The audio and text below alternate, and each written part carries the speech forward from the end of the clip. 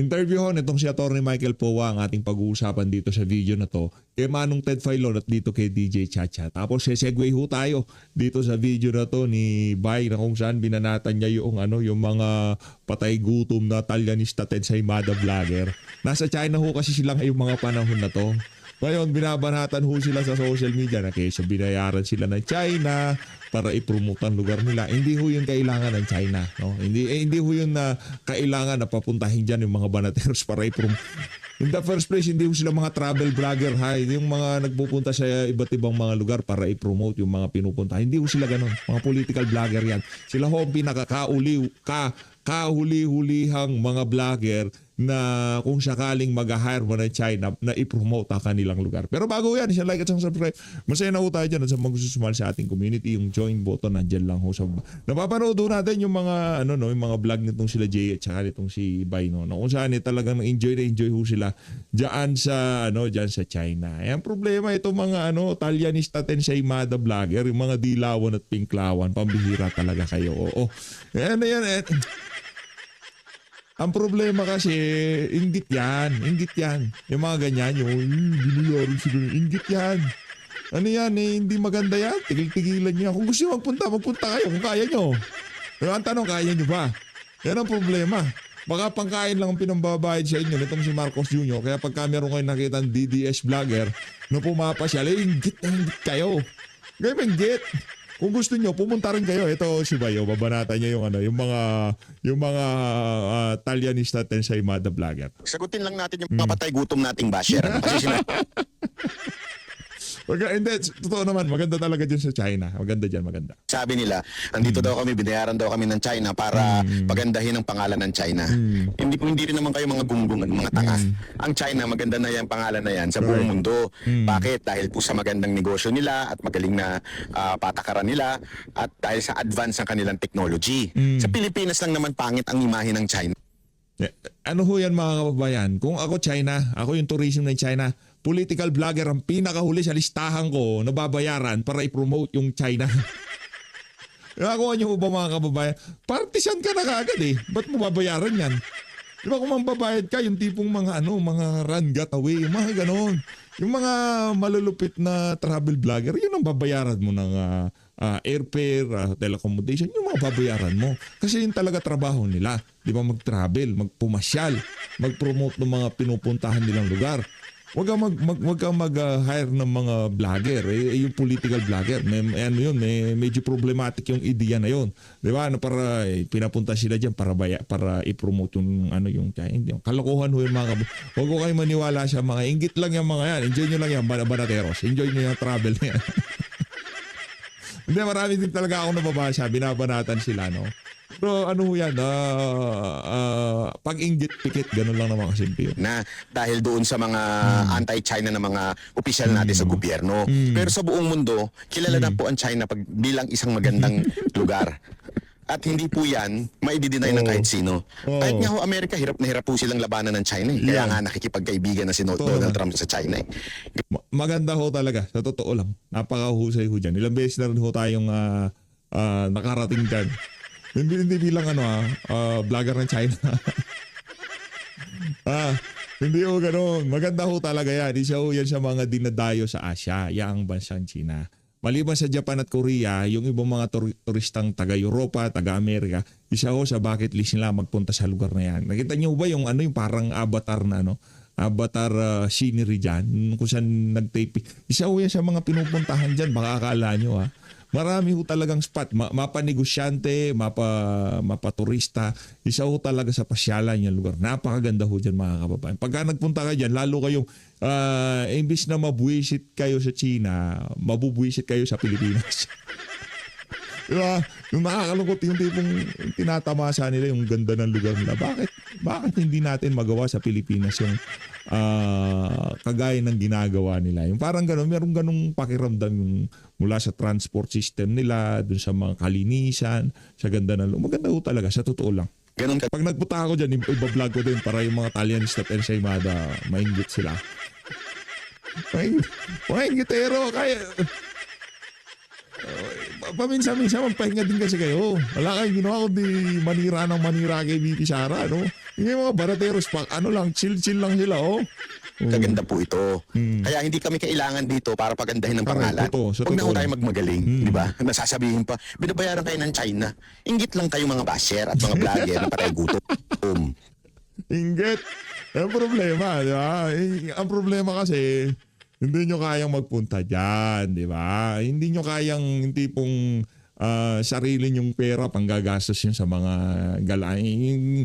Kundi kayo ika nga ipapasyal ni Marcos Jr., hindi kayo makakarating dyan sa mga ganyang klaseng lugar, di ba? Hindi kagaya itong mga banaters. Mayaman ho yan si Bay. Hindi niya kailangan ng sponsorship. Kaya ho niyang tumira dyan kung gusto niya. Kaya nyo, may negosyo yan eh. Hindi naman puro vlogging ginagawa niya si Bay. Meron nung meron ho siyang negosyo maliban sa pagbablog niya. Side hustle niya lang ho yan. Kaya para sa mga nagsasabi na bayaran si Bay, malabo ho mangyari yan. O ito, putaw tayo dito kaya sa interview nitong si Atty. Michael Poa. Good. Klaruhin ito kasi marami nagtatampo sa amin, marami ang Yan. nagagalit sa amin. Bakit daw namin ayaw Pagkatapos ho pala nito, segue ho tayo sa interview nitong si Ma'am Cora Guidote dito kay Ma'am Cathy Binag. Mamaya, segue ho tayo dito. Pagka may errors pa tayo, ha? Pero ang priority ho natin dito ay pakinggan yung mga paliwanag nitong si Atty. Michael Poa dito sa programa nitong si Manong Ted Filon at DJ Chacha.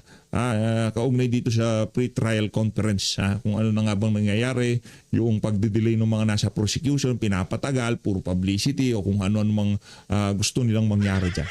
tanungin, interviewin ang panig ni VP Sara? Kayo na po magsabi for the record na kailang tawag kami sa inyo, text, kayo lang po ang hindi available. Pakisabi nga sa ganun po ang mga fans ninyo hindi magalit sa amin. Opo, para lang po malinawan ng ating mga taong bayan, pinapatunay ko po na ilang beses na po nag-reach out sa akin, sila Sir Manong Ted, at talagang kami lang po talaga yung nagde-decline dahil sa mga panahon na yun. Syempre po, no, medyo nahihirapan tayo magsalita because as you know, yung merits po ng kaso, hindi po natin pwedeng pag-usapan pa. So sa ngayon, na nagkakaroon na tayo ng pre-trial, at least hangad lang po namin na makapagbigay rin ng konting update, kaya po nagpa-unlock tayo ng interview. At ako nga po ay humingi ng paumanhin sa inyo, Manong Ted. Ay naku, salamat po na marami, Atty. Ito si Yes po. Chacha Gocha. Attorney Michael, oo. Nasaan na po ba Yes, Ma'am tayo? Chacha. Yes po, thank you po for being on the show. Nasaan na po tayo dito sa proseso ng pre-trial conference? Tapos na po ba itong marking of evidences? Kasi I heard, sabi po sa balita, mukhang madadagdagan daw po yung bilang ng araw for the pre-trial conference. Tama po yun, no? Sa ngayon po, patuloy pa rin po yung ating marking. This is the third day ng ating pre-trial conference. Sa tingin ko po, baka po abutin tayo hanggang Thursday kung hindi natin matapos hanggang bukas yung marking. Dahil talagang napakarami lang po talaga ng mga documentary evidence, no, na ating ay minamarkahan. Ito naman pong marking, para lang maintindihan din ng ating kababayan, since nasa pre-marking stage tayo ngayon, ang ginagawa lang naman po nito ay minamarkahan natin yung ating mga documentary exhibits, no? Nalagyan natin ng either number 1, number 2, 2-1, 2-2. Ito po ay para lang mas mapadali ma-identify yung mga dokumento during the course of the trial. Ito po ay parte talaga ng proseso ng paglilitis. Kaya po sa ngayon, dahil lang sa dami talaga ng dokumento both ng prosecution and ng defense, medyo aabutin tayo. Kung hindi bukas, baka abutin pa po tayo hanggang Huwebes sa pananaw ko. Okay. Attorney Michael, sa Huwebes. defense side. So hanggang Huwebes kasi balita natin sa ano na yung sa July 6. Tama, July 6, di ba? Sa July 6 na yung di ba, yung impeachment. Comment nyo nga sa baba, tama ba ako, July 6? Gaano po kadami o ilang documents at exhibits po ang naisumite ninyo para po sa upcoming trial?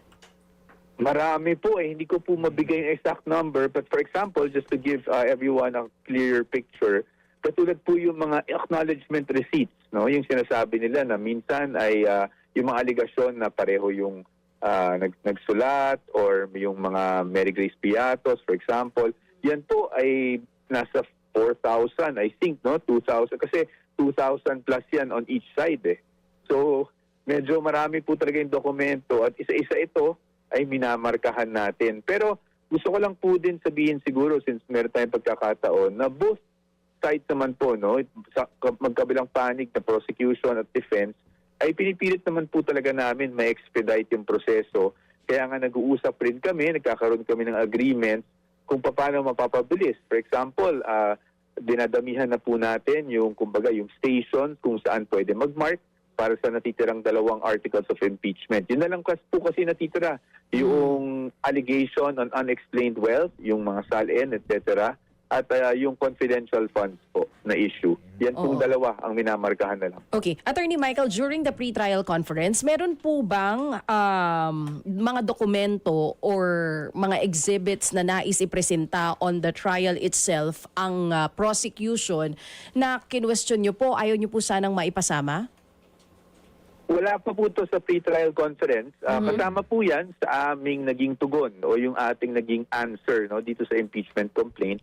Meron talaga po tayong pinapa-exclude dahil sa pananaw namin ay hindi kasi ito kasama o kalakip ng mga impeachment complaints na i-file sa House noon. No? So meron tayong posisyon dyan na sinumite kasama ng ating answer. Pero pagdating naman po sa pre-trial conference, nasa rules din naman po ng impeachment court na itong pagdating sa pre-trial conference at marking, wala naman pong any admission of due execution, genuineness, or even admissibility ng mga dokumento. So dito po, wala pong pagtatalong ganun. Talagang purely minamarkahan lang po, no? Nililabel lang po itong mga pieces of evidence. So walang pagtatalo. Yung po mga naunang balita na kinain daw po ng buhay ng defense team, si Representative Jervy Luistro, ano po bang patotoo doon? Opo, actually, Tingnan nyo yan ha. Hindi na nanggagaling kay Attorney Powa, hindi na nanggagaling sa atin na mga social media, political vlogger o kung ano man, di ba? Hindi na sa atin. Sa mainstream media sila yung nagtatanong eh. Kasi tayo wala naman tayong wala naman tayong insider diyan sa pre-trial na yan. Di natin alam nangyayari diyan kung hindi lang ibubulong sa atin nung ilan nating mga kaibigan. Hindi naman natin malalaman. At kung ibubulungan pagka sinabing hindi pwedeng sabihin, hindi naman natin linalabas dito sa di ba? Sa mga ginagawa nating reaction video. Meron kasi mga ganung bagay pagka sinabi nila, PH, di pwede pagsabihan ha. Secret lang yan ha. Pagka secret lang, hindi pwedeng pagsabi. Ngayon pagka nanggaling na yan, dito sa mga reporter, sa mga mainstream media, syempre magre-react na tayo dyan.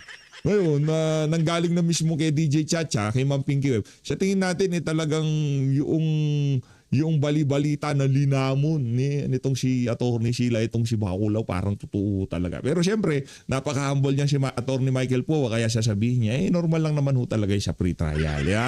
Wala pa ka natin si Attorney Powa. Wala po mag-comment dyan, pero kasi pag hindi ako nag-comment, baka it will just fuel things more. I think we have to be fair and objective. No? Pagdating naman po doon sa unang araw ng pre-trial conference, hindi naman mawawala na may argumento ang both sides. In fact, mas nakakapagtaka pa kung walang naging argumento. Pero that's normal, that's part of the process. Pero wala naman pong naging pagtaas ng boses or anything like that.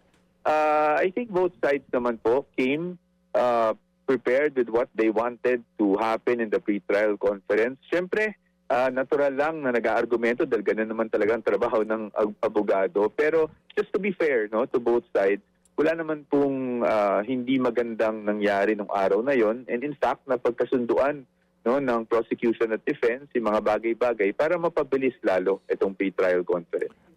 Yun namang claim sa nangyari daw ho kahapon, ang binabanggit po ng ilang pong prosecutors, nangongopya lang daw po ang depensa doon sa mga testigo na inihaharap nila. Ano po yung tugon doon, Attorney? Opo, ang tugon ko naman doon, Manong Ted, no? Of course, they're entitled to their opinion. Pero yung pangungopya or sabi nila pag-adopt or mirroring, para sa akin naman po, hindi naman po siguro tama yung mga termino na gano'n. Dahil kung matatandaan nyo, paano po namin kukopyahin ang mga witnesses ng kabilang panig, halos sabay po kami nag-submit ng pre-trial brief. In fact, yung nagsasubmit po ang prosecution ng pre-trial brief. Ako po ay nasa labasan ng Senado. Meron lang insidente nung araw na yon outside the impeachment issue, no, na nangyari. Kaya hindi muna ako pumasok.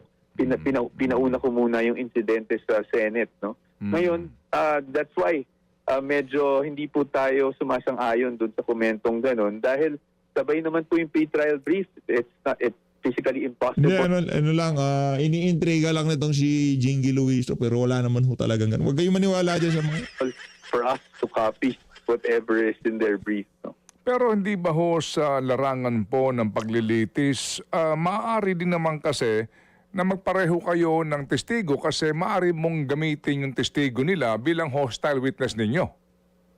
Yes, tama rin po. Sakto po yung komento nyo. Tama po yun.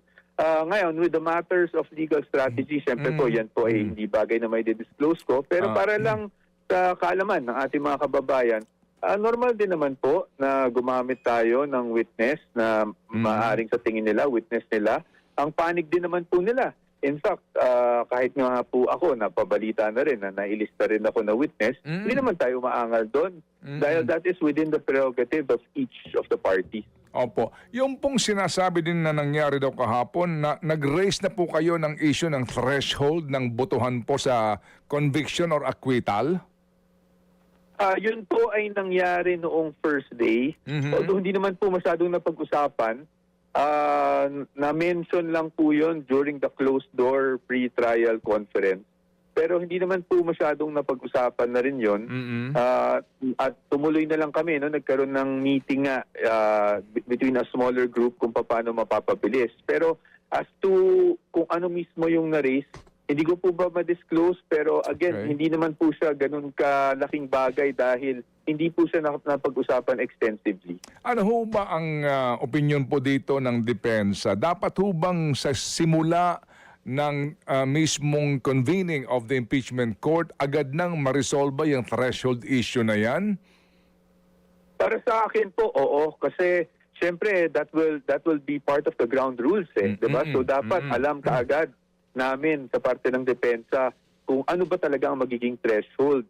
Tumatanggi po akong magkomento kahit kahapon or na isang araw ukol dyan dahil wala pa naman po kasing categorical pronouncement ang impeachment court, no, or the Senate sitting as an impeachment court. Iniintay po natin. Siyempre, may Manong Ted, siguro naman hindi naman natin makakaila na meron din talaga kaming posisyon dyan. Ayaw lang namin ilahad, but I'm sure you can read between the lines and know kung ano yung posisyon namin. The Constitution is clear. But sa atin sa ngayon, meron tayong posisyon but it's premature. Intayin lang natin yung Senate sitting as an impeachment court magbigay ng pronouncement. Pero dun sa tanong nyo po, definitely dapat po sa aking pananaw, mapag-usapan kaagad yan kaysa yung sa gitna na natin mapag-uusapan yan at baka magkaroon pa ng problema. Opo. And will cause too much delay kung idudurog mo pa sa Supreme Court, no? After na, etc. Anyway, ano naman ang take ng depensa doon sa presiding officer? Kayo ba naniniwala na dapat talaga dito si SP Gatchalian at hindi si Chis Escudero o sino man pong hindi naman po SP? Doon po sa pagiging presiding officer, I think it's an internal matter sa Senate. Ngayon, basta naayon sa batas, naayon sa saligang batas, kami naman po, no, kung sino man ang umupong presiding officer, ay handa pa rin naman po tayo. No? Sabi naman natin noon, we believe in the impartiality of everyone, including whoever it may be who is appointed as presiding officer. But to us, that is something that is internal to the Senate. Ngayon, we will react accordingly, of course, pero sa ngayon po kasi ayaw nating pangunahan and ayaw nating we don't want to be seen as favoring one presiding officer over another. Opo. Inyo ho bang kasama pa sa listahan ng inyong testigo si VP Sara?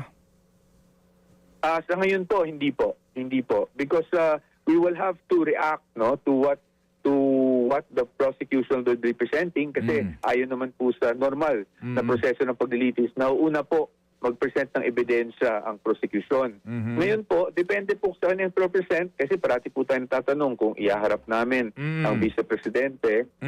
It will depend on the course of the trial. We will determine that and we will advise the vice president accordingly. Opo. And yung po sinasabi ni Attorney Bantog, ano po, itong clerk of court ninyo, ang sinasabi niya, allowed naman daw po under the rules of court na 3 days before ay maari na pong mag-present na surprise witness. Ibig sabihin, pwede surprise witness pero mag-advise kayo doon sa both parties 3 days before the trial. Do you agree? Opo.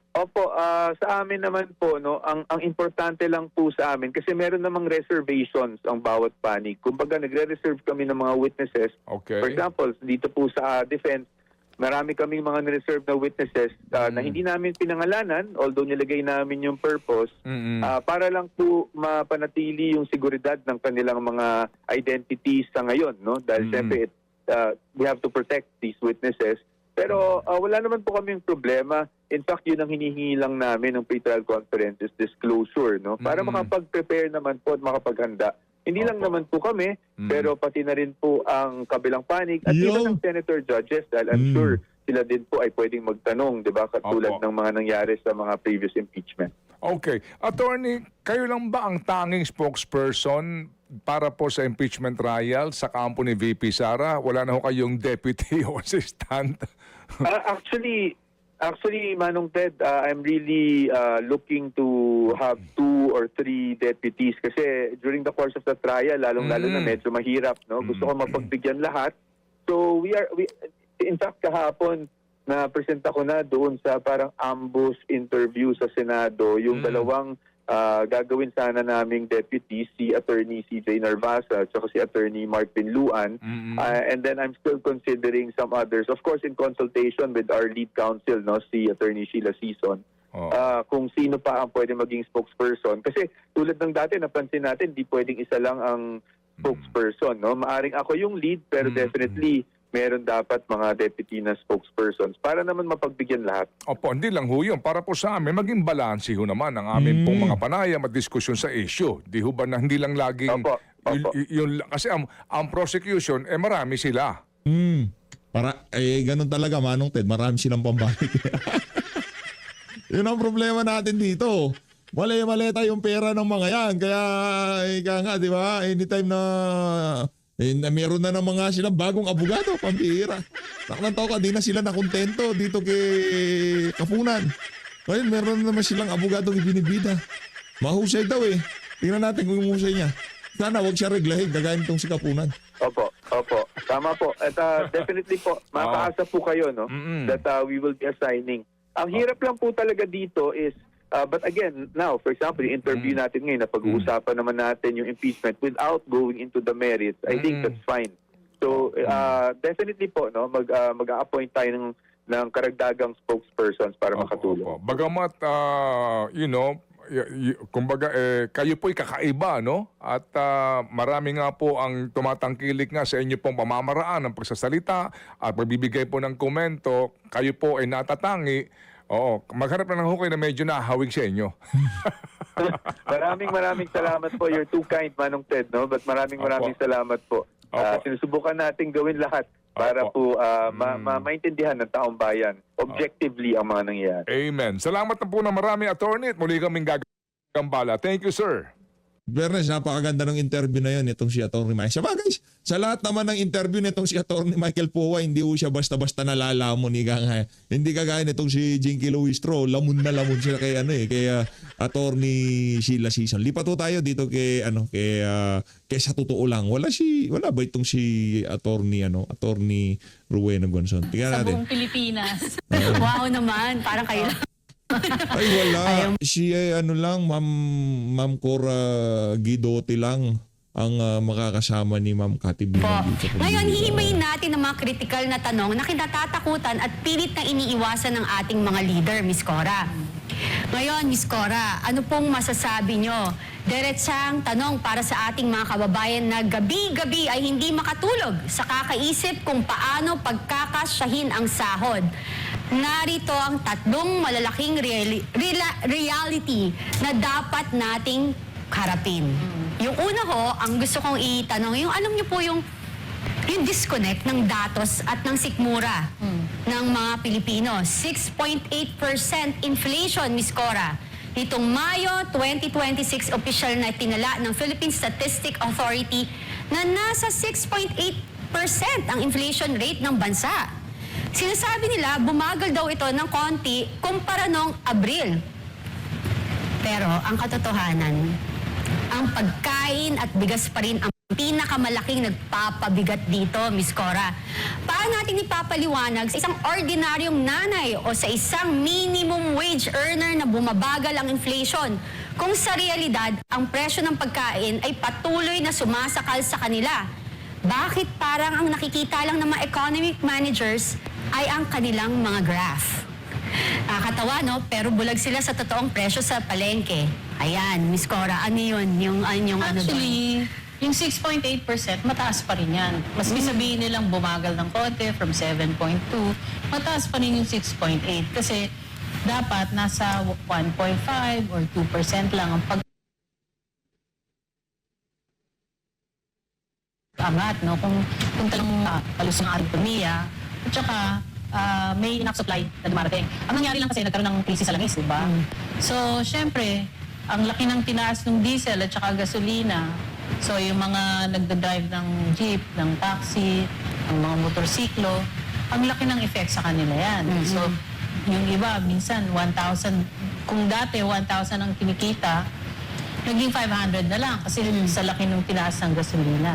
At syempre, dahil lahat naman ng binebenta sa palengke, syempre isasakay pa yan sa di ba, sa Logistics, jeep, sa bus, sa truck, ganyan, may logistics cost. So dumadagdag rin yan sa presyo ng mga pangunahing bilihin, kagaya nga ng bigas, ng mga gulay, ganyan. Kaya maski sabihin nila na humina, mataas pa rin.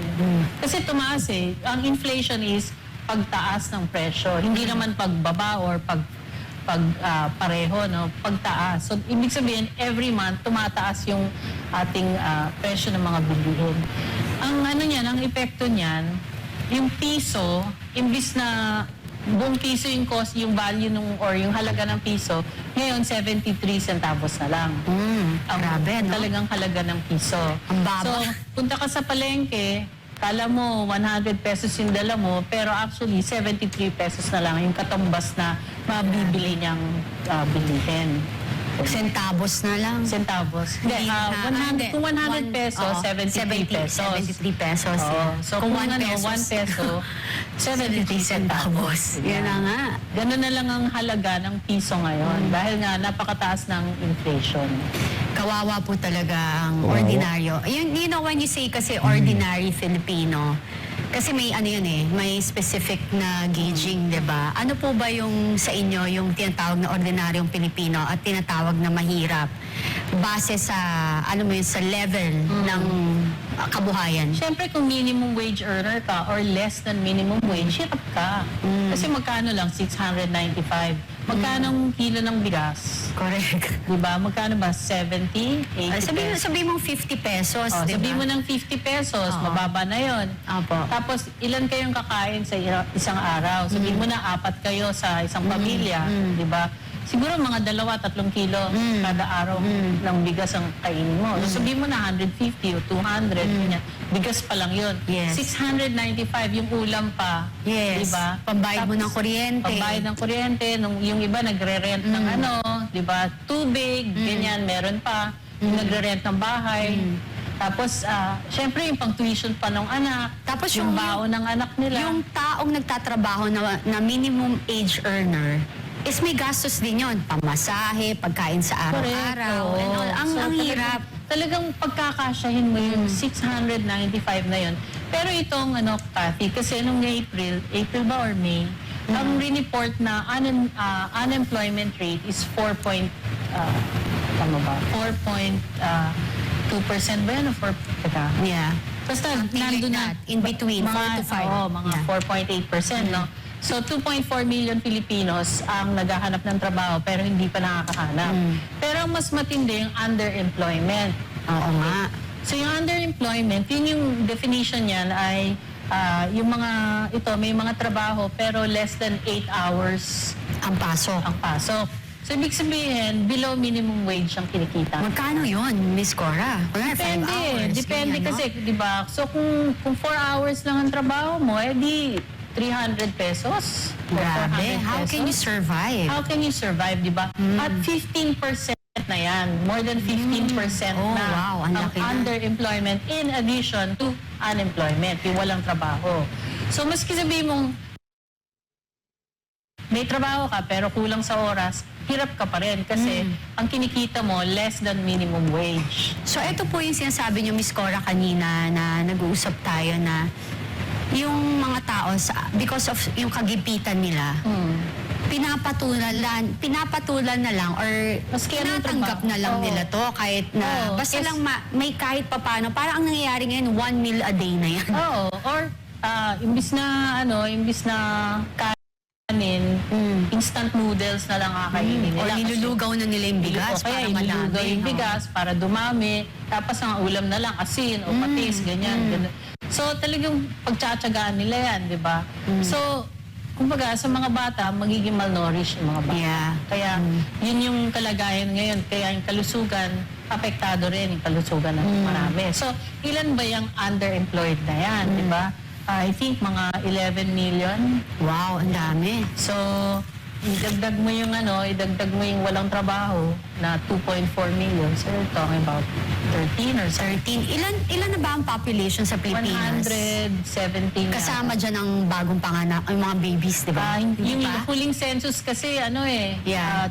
2 years or 3 years 3 years ago pa. pa, So, ibig okay. sabihin, mga 120 na siguro ang ating population. So, ano tayo? Kung 120, more than 10%. Oh. Malaki yun. Syempre, Oh. hindi pa yan. Kasi sabihin mo nang maski 1,000 a day, Oh. kaya pa ba? Di ba? Hindi So yung na. 1,000 is only 730 per yes. day. Because of the value ng because pera of the, natin. Because of the purchasing power of the peso. So yung maski yung 1,000 per day, mahirap pa rin pagkasyahin yun. Correct. Mga kababayan, ito yung katotohanan, no? Na akala natin, pag may 1,000 tayo, 1,000 pa rin. 730 pesos na lang yun. Oo. Kung tutuusin. And ang laki nun, baga sa 270 pesos ang mawawala sa 1,000 ninyo, which is makakabili na kayo ng sabihin natin ng 4 na kilong bigas. Oo. Or pamasahin ninyo. Yun ang effect ng inflation. So, pag tumataas ang presyo ng mga bilihin, lumiliit yung halaga ng piso. Grabe, ang hirap din nito, no? Kawawa talaga ang kababayan natin. Yung pangalawang ko naman po, Miss Cora, is ang banta ng recession at pagdaos-dos ng growth or 2.8% GDP drop natin. Lumabas to. Sana wag nating palamutian ang salita. Nitong unang bahagi ng 2026, bumagsak sa 2.8% ang economic growth or GDP ng Pilipinas. Ito na ang pinakamababang bagsak ng bansa sa labas ng panon ng pandemya simula noong 2009 dahil sa epekto ng krisis sa Middle East, taas ng langis at mga issue sa corruption. Actually, mas more yung issue sa corruption sa flood control projects. Napilitan ng gobyerno or DBCC na ibaba ang growth targets natin. Miss Cora, kapag ang economy natin po ay ganito, mabilis na bumabagal habang ang mga presyo ay nananatiling mataas. Gaano na tayo kalapit sa isang malalim na resesyon? Actually, medyo i-correct ko lang yung isang sinabi mo kasi yung 2.8% na pagbagal na yan, actually 3% last quarter of 2025. Oh, wow. Talaga So, po. Okay. fourth quarter, Tumaas talaga siya. 3%. Opo. Tapos, first quarter of 2026, 2.8%. Wala pang krisis ng langis dyan. Wala pa. Kasi yung nangyari, yung sa langis, third week of March nangyari yun eh. So yun ang sinasabi nila pero hindi pa pala. Hindi. O, Hindi diba? pa. So mga talagang kababayan, yun yung katotohanan. Ang effect niyan, kaya nagkaganyan kasi sa corruption yan. Kasi yung investors, either yung iba lumabas, no? Imbis na dito sa Pilipinas, lumabas sila kasi alam nila wala silang kikitain. Or yung mga mag-i-invest sana dito, mamumuhunan, hindi na tumuloy. Kaya marami siguro nag-pledge noon kasi di ba bumabiyahe daw si BBM. Yeah. Pero nasaan? Bakit Walang bumagsak ang resulta. foreign direct investments? Actually, last year bumagsak yan ng 50%. Nung January to April, bumagsak yan ng 17%. Okay? So, ibig sabihin, kung walang namumuhunan, wala rin trabaho. Correct. Yun. Pero ang hirap na, Miss Cora, no? Ako naintindihan ko yung mga investor kung ba't di pumapasok. Una, ang taas ng kuryente natin. Di ba, how can you put up a factory in the Philippines kung ang kuryente, ang laking, konsumo ng mga factory dito, no? Tapos, syempre, yung korupsyon na kung ganyan kagulo ang politika natin at ang mga leaders natin, ang pinapriority po nila is yung politika more than the welfare of the Filipino people, mag-iisip talaga ang investor. Tsaka Kathy, hindi lang sa national level yung sinasabing corruption. All the way down to the barangay level. Depende sa LGU. May mga LGU naman na okay, no? Pero ang daming kwento na hanggang barangay level may corruption. Naniniwala po ako dyan. Alam niyo po kasi sa katotohanan is Anong barangay level? Palang mali yata yung sinabi na nitong si Ma'am Cora Guidote. Purok level ho, hindi barangay. Dun pa sa pinakamababang level ng barangay. Purok level may corruption. Ganun ho katindi yun. Ganun ho katindi ang ang corruption sa Pilipinas. Diba? Sa sobrang lalaho nito, doon sa pinaka mababang bahagi ng ating lipunan, talagang pinapasok ko ng korupsyon. Dahil nga nakikita nila mula sa taas papunta sa baba.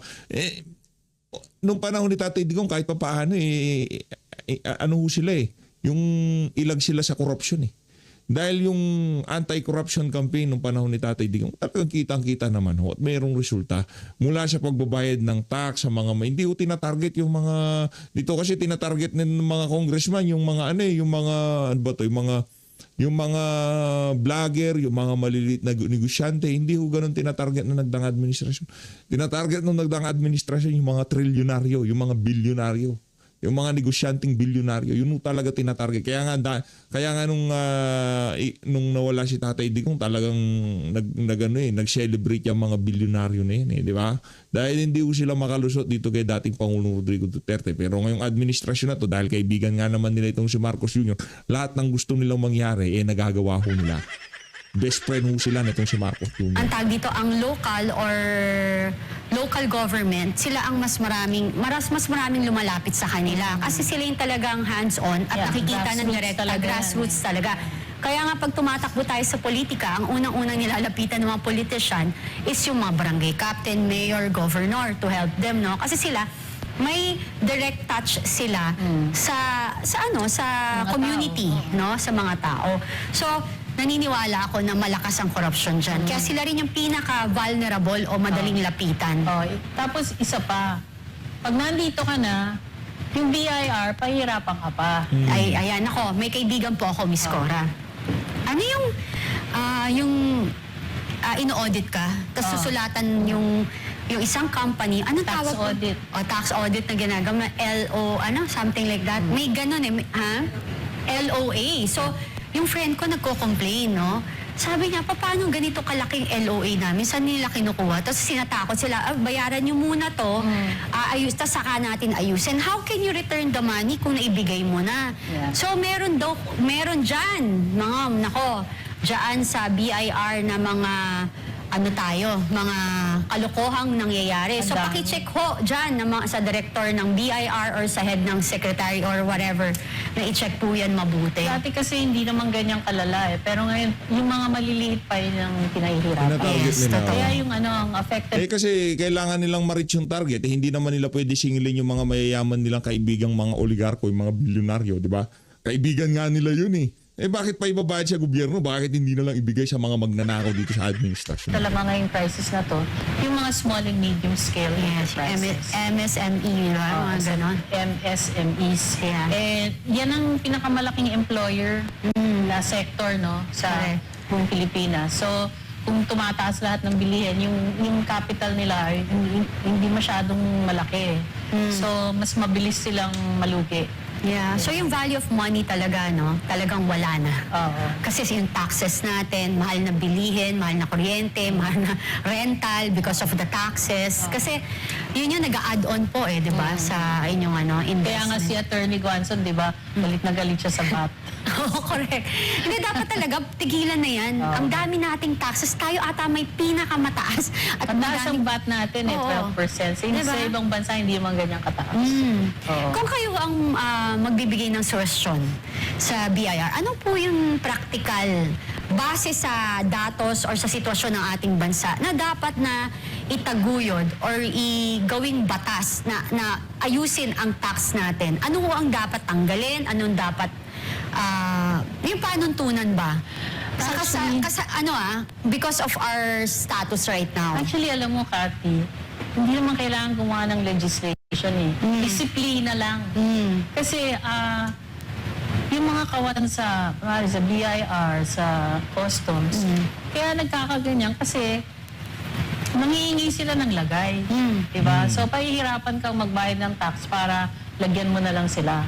Imbis na sa gobyerno mapunta yung pera, doon sa mga officers ng BIR o ng customs na pupunta. Alam nyo, may isa pa ho akong kwento. Even yung mga suppliers sa government na offices. Kunwari, nagkaroon ka ng letter of intent, notice to proceed, notice to, something like that. Kompleto ka na ha.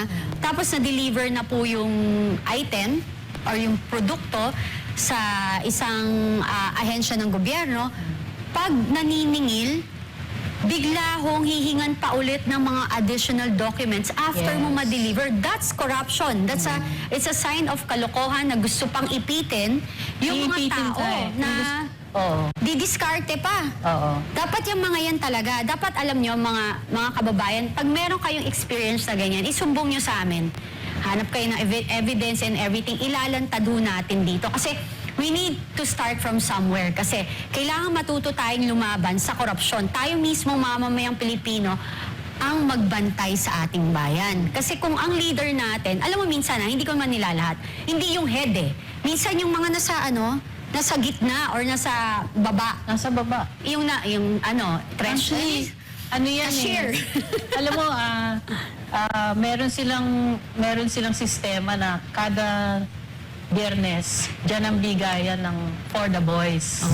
Hanapin For the natin yan boys. sa Kaya hanggang janitor yan, hanggang Diba? messenger. Kaya walang nagsasalita. Ganon. Ako, parang panawagan ko dun sa mga sundalo natin. Gusto ko, ang panawagan ko sa kanila is sa mga kasundaluhan or men in uniform, na tulungan nyo ang bayan natin na hulihin ang mga korap dito. Alam nyo ho, kung magkano, kunwari, katulad ng trilyon na flood control projects natin na yan. Pag hinuli nyo ho, yung perang yon hindi ako manghihinayang na mapunta sa inyo kasi deserve nyo kasi pinaglalaban yung bayan. Basta hulihin natin. Yung ganun ba? So ganun din dito sa mga empleyado na, how can you sleep? Okay, feeling nyo may pera kayo ngayon. Feeling nyo nakakakain kayo ng marangya or nabubuhay sila ng matiwasay, no? Pero sa katotohanan, hindi ka magtataka ka kapag yung isa sa pamilya mo may sakit na. Correct. Kulang Yung pa. balik ng karma. Opo. Tapos kulang pa Totoo yung yan. pera. Totoo ho yan no sa mga nasa gobyerno ngayon. Tapos mga korap sila, yung kinukurakot nila yung kabanasam. Hindi man siguro sa inyo mangyayari sa mga, wag naman sana, hindi naman natin pinagdarasal yung mga ganyang klaseng bagay, no? Na mangyari dito sa mga kawatan na to. Pero kung sakali man, nakakatakot yung mga ginagawa nyo na yan. Yung karma, ika nga, mabilis ho yan para doon sa mga nagnakaw ng mali-maleta. Kasi hindi nila pwede sabihin, hindi sila nagnakaw. Saan napunta pera? Ganun lang naman ho yun Kung hindi kayo nagnakaw, kung hindi isinilid sa maleta yung pera, saan napunta yung pera? Yun lang naman ho yun. Ngayon, para doon sa mga nagnakaw na yun, may oras din kayo. Hindi man siguro ngayong mga panahon na to, hindi man siguro sa administrasyon na to, pero mananagot kayo sa sambayan ng Pilipino. Yan ho ang ating sinisigurado dyan. Na yan, yung bilyong kinita nyo, doon sa tatama sa inyong karma. Diba? Yung sinasabi ko palagi, even sa troll walang katapusang kamalasan at walang lunas na sakit. Yan Grabe mga... naman. Ang tindi naman. Wala nang katapusang kamalasan, wala pang lunas sa sakit. Naku, matindi yan kababayan ang magiging problema natin. Lalo na galing sa nakaw, marami tayong naperwisyo. Yan po. Tapos Miss Cora, meron kasi yung ano natin, yung pangatlong ano ko na gustong itanong sa inyo. Kasi Nako, bibitinin ko kayo mga kababayan. Kung gusto niyo marinig yung pangatlo na yan, itong si Ma'am Cathy Binag, punta ko kayo dyan sa dyan sa DZRH 1026 News. Nasa ano na ho tayo? Nasa 34-minute mark na ho tayo ng video na to. Kung gusto niyo mapanood, punta lang ho kayo dyan sa DZRH 1026 News. Maraming salamat. Mag-ingat po kayo lahat. Mahal natin Pilipinas.